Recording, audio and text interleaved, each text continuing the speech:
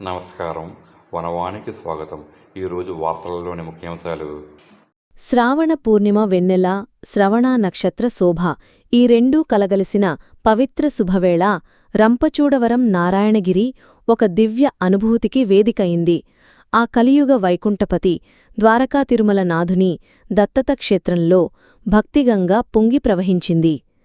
బాలభానుడి తొలికిరణాలు ఆ గిరిశిఖరాన్ని ముద్దాడుతుండగా ఉదయం 6 గంటలకు శ్రీవారి మూలవిరాట్టుకు పంచామృతాలతో అభిషేకసేవ జరిగింది. సాన్వారి దివ్యమంగళ స్వరూపం చూసి భక్తజనం తరించిపోయింది. అనంతరం ఉదయం 9 గంటలకు ఆలయ ఈవో శ్రీ ప్రసాద్ సారథ్యంలో వేదమంత్రాలు ఘోషిస్తుండగా ఆలయ అర్చకులు శ్రీ అద్దంకి వెంకటేశ్వర శర్మ గిరి ప్రదక్షిణ యజ్ఞాన్ని ప్రారంభించారు.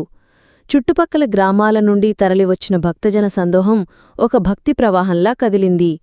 వారి పాదాలే ప్రదక్షిణలుగా, పెదవులపై నామమే నైవేద్యంగా, హృదయమే హారగిదా మారి తిగ శ్రీనరికి అర్పితమైంది. ఓం నమో వెంకటేశాయ అన్న ఏకైక మంత్రం ఆ గిరికందరాలలో ప్రతిధ్వనించి ఆకాశాన్ని తాకింది.